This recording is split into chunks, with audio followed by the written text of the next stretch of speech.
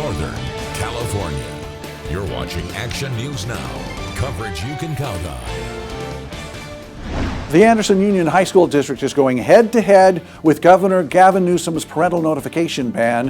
What the board president has to say. Plus, did you know your DNA is likely in California's genetic biobank?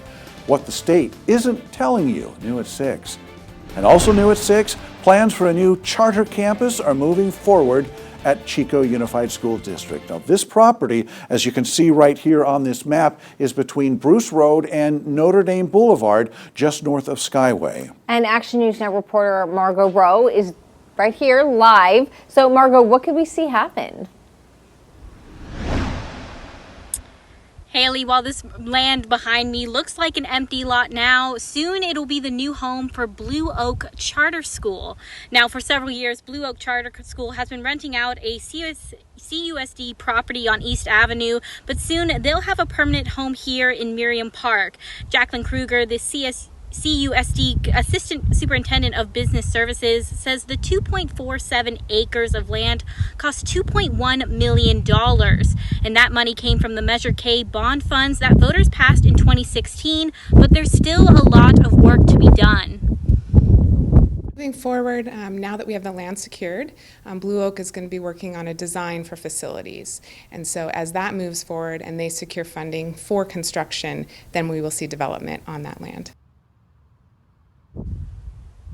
The board approved the land transfer in a 4-0 vote, with board member Matt Tennis being absent today. And Kruger says it's still too early to tell when we'll see this new development happen, as the school still needs to finalize designs and finalize the funding for construction. But after that's done, that's when we'll get a timeline on the new development for the new home of Blue Oak Charter School. Reporting live in Chico, I'm Margot Rowe for Action News Now. All right, thanks, Margot. Chico Unified has a new measure coming up on the ballot this November. This one is Measure C. The school district says this measure would benefit all students in the district, including those at charter schools, and we're going to have more information for you on that and all other ballot measures coming up over the course of the next couple of months. We continue our park fire watch with several evacuation orders downgraded today in Tehama County. So you see the latest map of the zones of warnings and orders behind me here. Now, the zones are along Highway 32 and areas extending east of the Vina Plains and Dairyville in Tehama County. Firefighters have the fire nearly 47% contained, holding it just under 430,000 acres. CAL FIRE says its damage inspection teams have completed 100% of their assessments of properties. Crews say the fires destroyed 428 buildings in Butte County, 213 in Tehama County. They were able to save more than 1,200 homes across both counties. A house fire diverted some firefighters to the Oroville area today. We were just at the scene before 11 a.m. on Oregon Gulch Road. That's just north of Oroville, obviously. And CAL FIRE says thanks to smoke detectors in this home, about 5 people escaped the home before it was fully engulfed in flames. The fire spread to nearby brush, burning about 8 acres, but then it was stopped, and no word on how this fire started.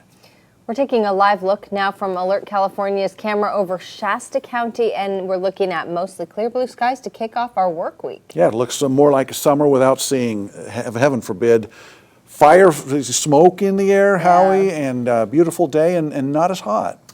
Cooler, less dry, but yeah, we're still on that breezy side. We don't want to see the winds as strong as they are really when we're in the middle again. I'm still fighting fires and we got a ways to go, but we're staying pretty much on that breezy side. But again, portions of the atmosphere have repaired themselves in terms of fire weather conditions. Let's go to those conditions at the moment. So these humidity levels that a week ago and really since the Thompson fire at times and even since the Park fire, we've been seeing 6 to 7% humidity levels, dangerously low. But these have come up some, but again, you see these winds, 16, 14, with gusts in that 23 mile per hour range.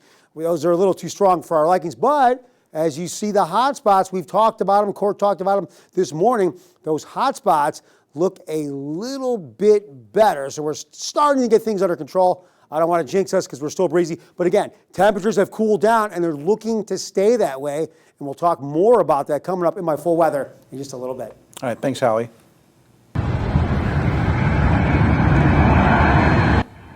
Things are looking a lot better on the lower fire burning just west of Reading. It's now 80% contained. We were there live Saturday when the fire broke out, triggering evacuation orders on Lower Springs Road and Eureka Way. The orders are lifted, but several evacuation warnings remain in place. The fires burned about 110 acres. Anderson Union High School District is taking another step to reject a new law banning certain parental notification policies. The district just joined a lawsuit filed by the Chino Valley Unified School District in Southern California. The suit is over AB 1955, which prohibits school boards from passing policies which require teachers and staff to tell parents if their child is transgender. The so-called parental notification policy debate has been front and center in recent years. We told you back in July when school board president Jackie LaBarbera said the Anderson Union District would not comply with the new rule. We reached out to LaBarbera about the lawsuit today, and she gave us a statement saying, in part, as an elected school board trustee, I swore an oath to protect and support the U.S. Constitution, defend the Constitution, and I believe that AB 1955 is grossly unconstitutional and will be overturned. That was her statement. You can find the entire statement on this story on our Action News Now homepage. Butte County is asking for your input to help make the county safer. Public Health is creating an action plan to improve safety for all forms of transportation, whether walking, driving, or cycling, or public transit. The county released a survey that anyone living in Butte County can take to spotlight needed changes.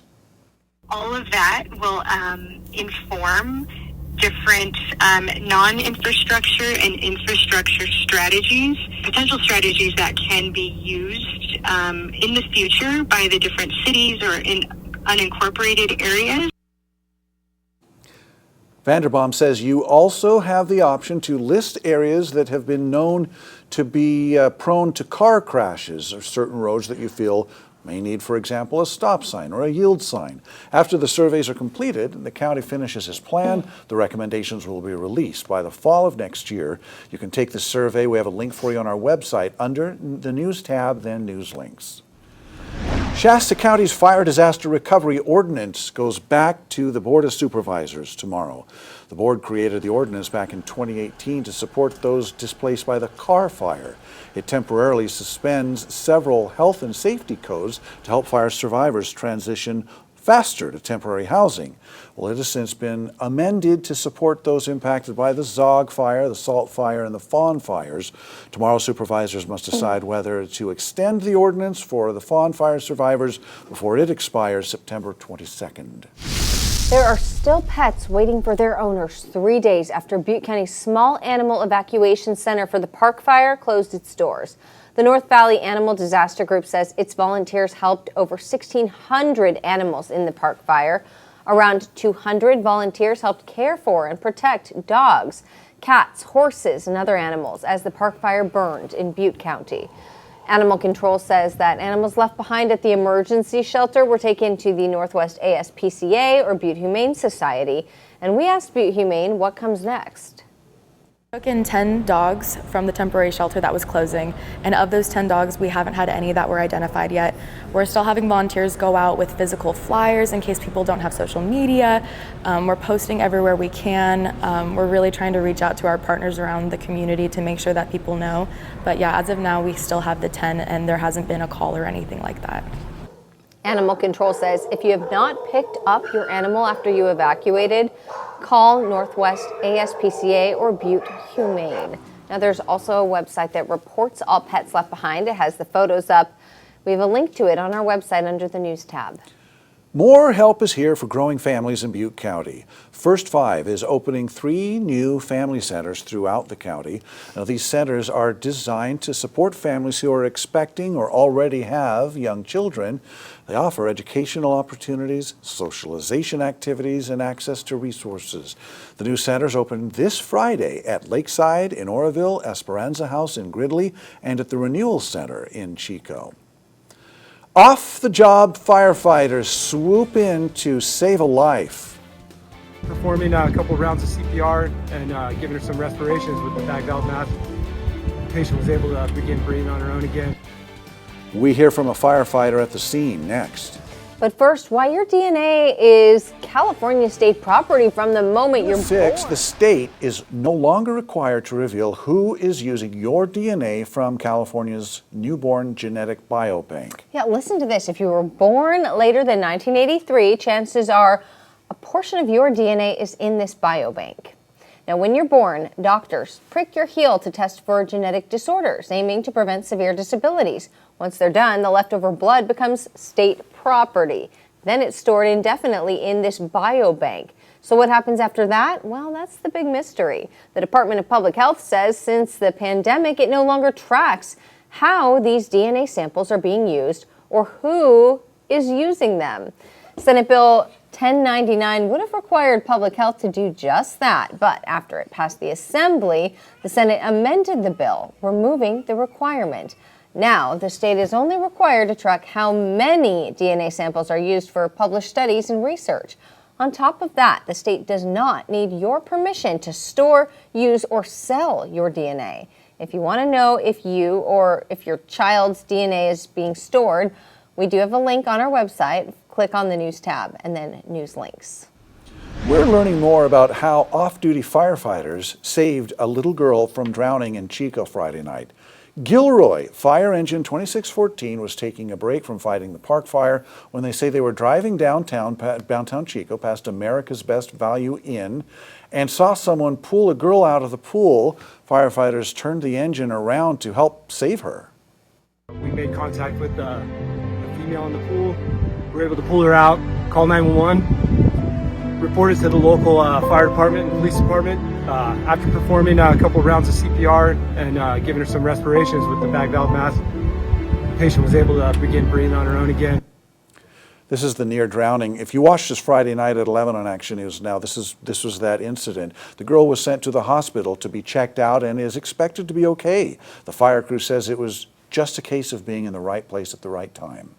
A community garden in Oroville is ripe with not only fresh produce, of course, but also community involvement. The African American Family and Cultural Center is cultivating this garden to help families access high-quality produce without the high cost. Garden supervisor Sissy Smith says she noticed a lot of people in Oroville eating fast food and wanted the community to have healthier options. The garden has everything from okra, squash, melons, and much more. But right now we're doing a tremendous job with the new garden manager. He's came up with a lot of different ideas. Last month we gave out 400 and something pounds of vegetables in our free box, just alone. Yeah, great. Yeah, so when we harvest and we don't sell, we put it in the free box, we take it to the center, we offer it to the homeless and people that come in for food. Because we do food boxes and things there, so we add fresh produce in there now. This garden isn't just a place to pick up produce, it's also a place to learn. Garden manager Howard Clark, or Skipper for short, teaches people how to plant, grow, and harvest their own produce. The garden is open Wednesday through Saturday, 9 a.m. to noon in South Oroville on Wyandotte Avenue. And there's a free produce box available to anybody 24 hours a day. That's such a cool way to, help out in the community. Totally, and when you taste fresh produce, it's a difference. It is. The tomatoes, oh my gosh. They have a flavor. Yeah, It doesn't just taste great. like nothing. Right. Peaches now. We'll talk about peaches. Chico State, they say they're ripe for the picking. How you can save some from hitting the ground. For the middle of fire season, temperatures have gone down, humidity levels have gone up. We're still a little bit on that breezy side, so I'm going to keep it again, high to very high, our danger level for that matter. We're just still super, super dry in terms of the fuels out there, but we'll talk more about it coming up in just a little bit.